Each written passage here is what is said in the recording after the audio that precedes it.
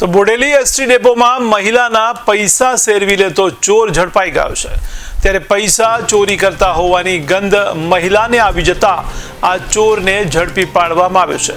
તો એસટી ડેપોમાં બેઠેલા મુસાફરો અને ડેપોના કર્મચારીઓએ ચોરને પકડી પોલીસને હવાલે કર્યો હતો। ત્યારે ચોરી કરતા શંકાસ્પદ ઈસમ પાસે 2 મોબાઈલ ફોન અને 17,000 જેટલી રોકડ રકમ મળી આવી હતી।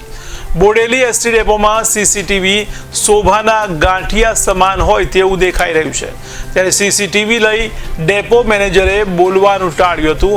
તેમણે જણાવ્યું કે હું નવો ડેપો મેનેજર છું। આમ કરી તેણે પોતાનો લૂલો બચાવ કર્યો હતો।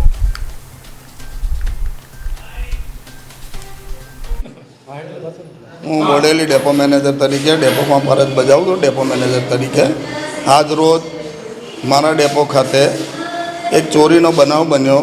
મારા સ્ટાફે જાણ કરતા હું તાત્કાલિક આવ્યો, જોયું એક ભાઈએ પૈસા કાઢી લીધા હતા। આ પોલીસ સંરક્ષણ માટે અમે લેખિતમાં આપેલું છે કે ડેપો ખાતે 1 કે 2 પોલીસવાળા હોવા જોઈએ કે વારંવાર આ બનાવ ના બને અને કોઈ ગરીબ પ્રજાના પૈસા ખોટી રીતે કોઈ બીજો ના લઈ જાય।